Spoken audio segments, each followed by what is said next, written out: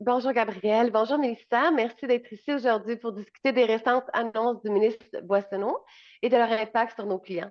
Donc, les nouvelles mesures concernant le programme des travailleurs étrangers temporaires sont significatives et peuvent susciter bien des inquiétudes. Il est donc crucial que nous soyons prêts à rassurer nos clients et à les informer sur les changements qui seront appliqués à partir du 26 septembre 2024. Gabrielle, peux-tu nous expliquer en quoi consistent ces nouvelles directives avec quelques exemples concrets? Eh bien, tout d'abord, bonjour Joanne, bonjour Mélissa. Donc, bien sûr, Joanne, dans le fond, le ministre Boissonneau a annoncé plusieurs changements clés.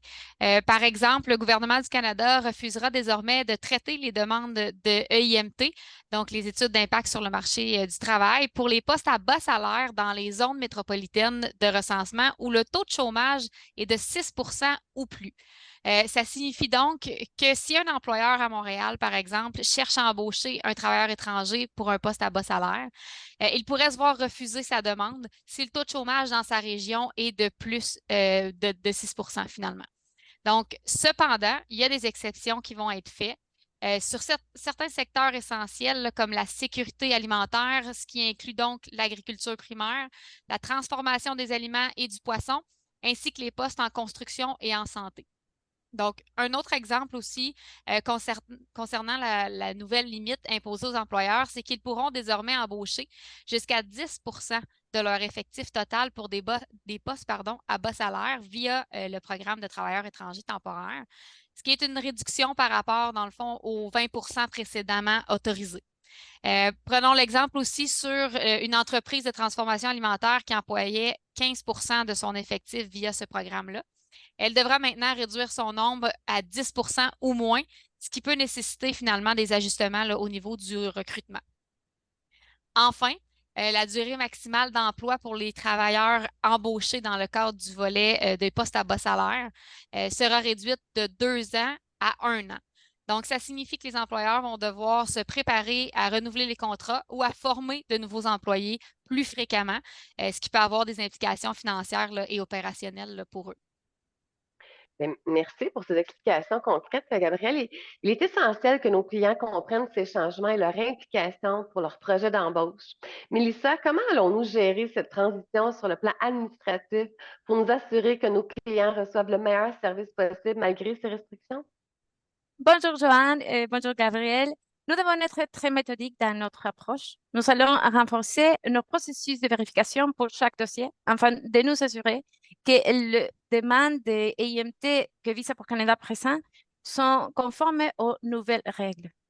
Par exemple, pour un client dans ce secteur de la transformation des aliments, nous devrons vérifier si la région est exemptée des nouvelles restrictions et s'ils respectent la nouvelle limite de 10% de travailleurs étrangers.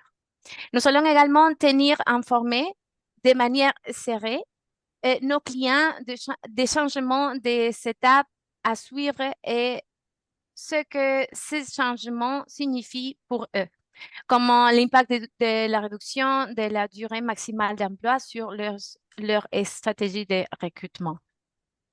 C'est exactement ce qu'il faut faire. Nous devons rester vigilants et proactifs. Donc, à nos clients, je veux dire, nous comprenons que ces nouvelles règles peuvent sembler intimidantes, mais sachez que nous sommes ici pour vous soutenir. Nous continuerons à vous offrir, à nous fournir des conseils personnalisés et vous guider tout au long du processus. Donc, Gabrielle, as-tu des conseils pour nos clients en cette période de transition? Oui, Joanne, effectivement, dans le fond, ce que je conseille à nos clients, c'est de nous poser leurs questions par courriel ou par téléphone en cas de doute. Chaque situation est unique et on va prendre le temps d'examiner chaque dossier en détail. Par exemple, si un client est dans un secteur qui est exempté comme la construction, nous nous assurons évidemment qu'il est bien informé de ses avantages. Nous allons travailler effectivement ensemble pour identifier les meilleures stratégies à adopter. Il est important aussi que nos clients sachent que malgré ces restrictions-là, il existe encore de nombreuses options viables pour atteindre leurs objectifs. Tout à fait. Nous sommes engagés à fournir un service de qualité et à trouver des solutions, même dans un environnement réglementaire plus complexe. Donc, Mélissa, comment allons-nous nous assurer que chaque client reste bien informé tout au long du processus? Oui, nous allons mettre en place un système de communication régulière. Cela inclut des mises à jour par courriel explicatif détaillant les nouvelles règles et les options disponibles aussi. Merci, Mélissa. Donc, je tiens à rassurer nos clients, nous comprenons vos préoccupations et nous sommes ici pour vous aider à traverser cette période de changement. Nous continuerons à travailler dur pour vous fournir le soutien et les conseils dont vous avez besoin pour réussir.